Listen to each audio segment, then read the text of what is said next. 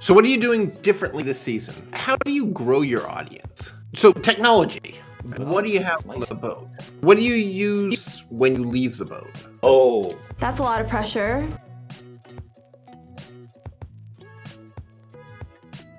So what are you doing differently this season than previous seasons?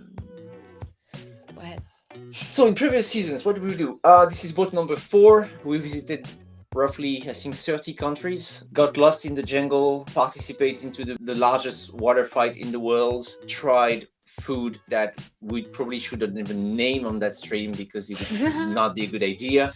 Yeah, we visited a lot of crazy places. We tried many bars around the world. We wrote books as well about traveling. Yeah, we did a lot of things for the past 7 years. Diving, we did a lot of diving streams as well. Diving streams, do you record Yeah. it, actually stream it later? I mean, No, it's live.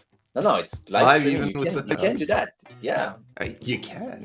It's just cheating, but all right. So even those were live. Okay. Yeah, definitely.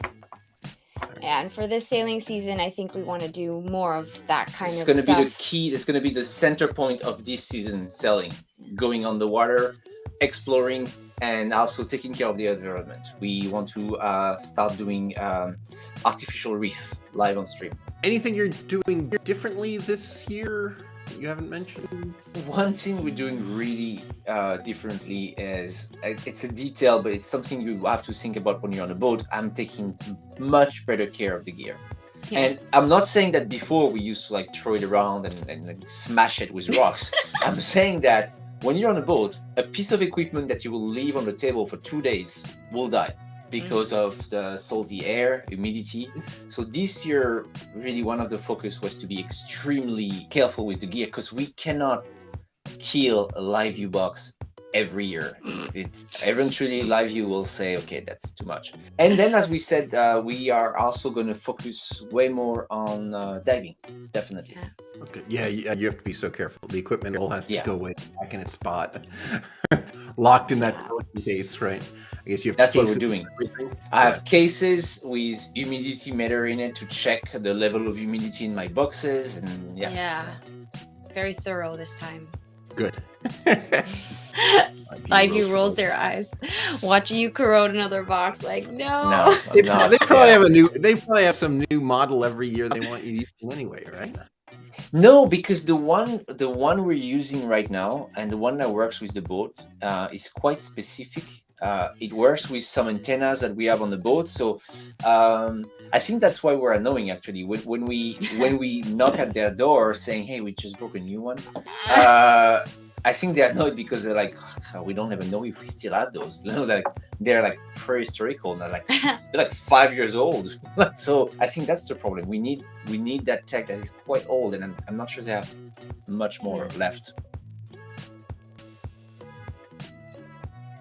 So how do you grow your audience? Right. I mean, obviously you've got a big audience of people who love watching. Like, how do you get them watching? How do you keep them coming back? I think one main thing that I think that we're really good at is keeping our audience engaged and involved. Like we really do value the connection we have with the stream, with the viewers. Like I think that's one of the things that we love about streaming is that we have that direct contact with our viewers. So, we're constantly reading and answering and sharing and conversing with everybody, and I feel like maybe that's one of I think that's our gimmick. Our gimmick is constant conversation, and that works for us. That might not work for other channels. I think the keys are the main key, and I'm saying that I'm really bad at it, but being regular is the main key. It doesn't matter how often you stream, how long you stream, as long as you have fixed hours and you can stick to it. Then honestly, it's as simple as find what you love and show what you love doing. It's don't fake it. Just if you find something you like, and it can be anything, go into the forest to find mushrooms, or just like I don't know, just anything. If that's what you like to do it. Show that some people who like the same thing will find it, and if you do it regularly, you'll find your audience for sure. Rinse and repeat, as some people say. Exactly.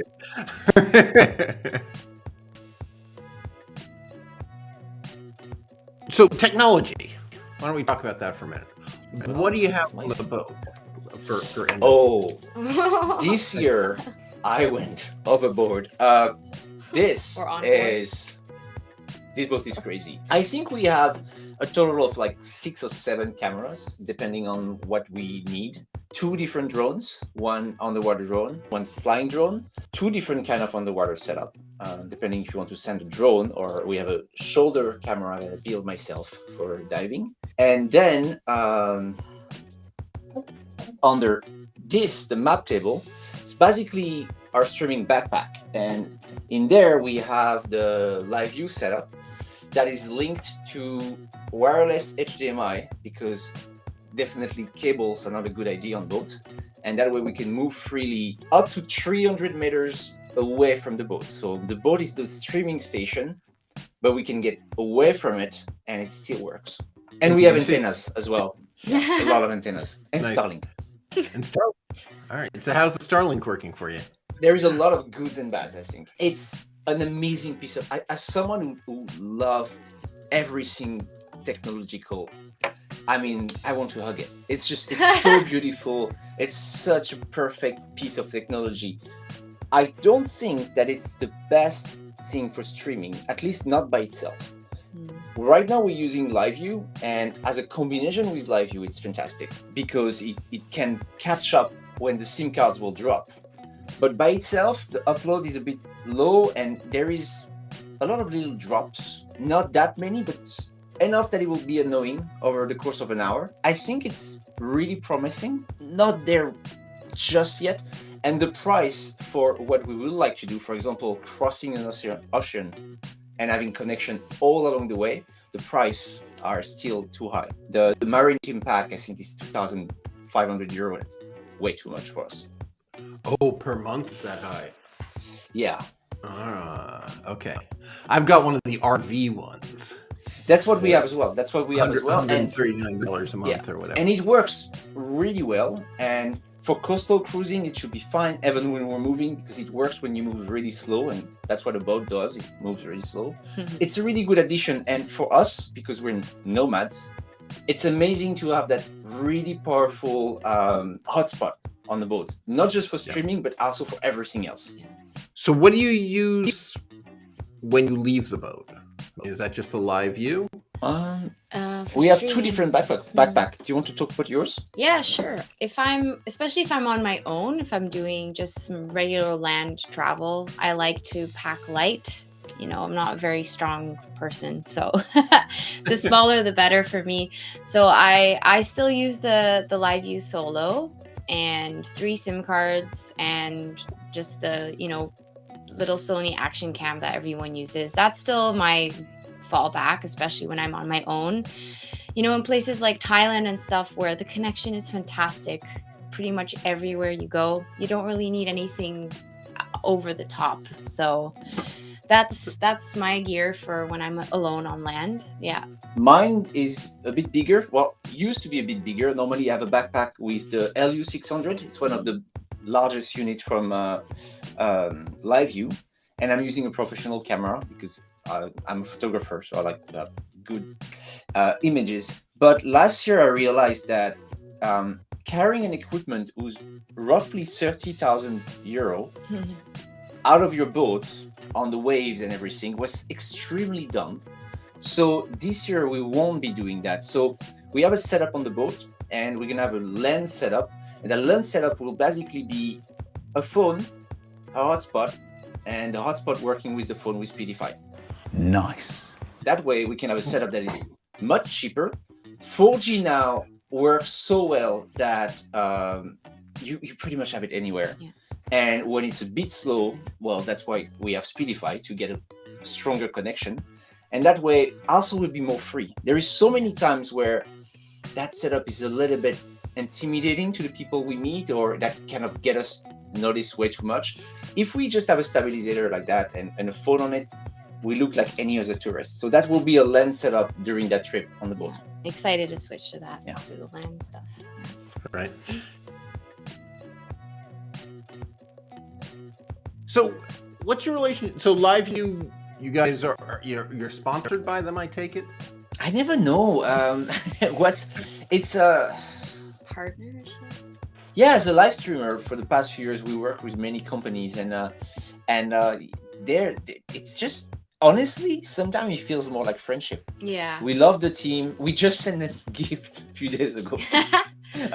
So it's really like it's just I think they're interested in what we're doing. We really like the team. When we met, it clicked. That's it. We never really asked anything. It's just, one day we talked about the project. They were into it, and that's it. So do you have sponsors? I mean, I think for a lot of people, the technology part of the streaming you can sort of figure out, but the mystery of sponsors and how you get them and how you negotiate a deal is so mysterious to so many people, right? Nobody talks about it. I think it still is. It also depends. I think the first thing to think about when you look at sponsors is how much you value your audience, because it's extremely easy to find sponsors. Any streamers can do it, even in the first weeks of streaming. What's difficult to find is good sponsors. Pushing NFTs on your audience or something. Exactly. And that's something you can only do once or twice before you're absolutely losing the trust of your audience. And that's something we'll absolutely never do. So I think in the course of almost 7 years, we had really not that many sponsors. This year on this trip, we have a few, but they're not like money sponsors. They're like gear sponsors. Basically, there were things we wanted to try and use on the boat. We contacted those brands, and I think as a streamer, you'll be really surprised to see the result when you just ask. When you just say, hey, hi, this is me. I like that. Should we work together? You get a lot of positive response for that. Yeah, I bet you do. I guess you don't want who your sponsors are, or you don't want to get into that. No, of course. So we have a few. We have a company called Blue Tree. They have a device called a Nomad. It's a tankless diving system. So for us on the boat, because we don't have space and we don't have a compressor for diving tank, it's a thing that you just plug in the wall, it charges, and then you can go diving with it without having a tank. We have a great company, French company that focus on solar power everything. They're called Solar Brothers, and hey, Nice. And they give us a solar oven. Fantastic contraption, absolutely amazing to have on the boat. And then we have the best anchor in the world. It's come from an Israeli brand called Viking Anchor, and they're we feel so safe with them. All those people were really nice to believe and trust in the project. And of course we have LiveU, and of course we have Unlimited IRL as well, following us on that project. Oh, nice. All of those you just kind of called them? It's some of LiveU Unlimited IRL. Yeah, LiveU and Unlimited IRL was more of we met and it just clicked. It was love at first sight. The three other ones, it's I kind of highlighted what I wanted to do this season, and then I contacted brands that we wanted to work with. The three main one I wanted to work with were really happy to work with us, so that was great. Nice. One thing we're doing differently this season is sharing our project and asking if people want I see a question from Deep Video that says that asks if even if you're new. Yes, even if you're new, you should request for sponsorship. I think the main obstacle between you and sponsorship is that you're not asking for it because you're thinking I'm never going to get it. Many brands are looking for any kind of coverage, any kind of exposure. I think it's also depending on how you ask. When I ask those brands, when I contact a brand like Dive Blue, the gears I send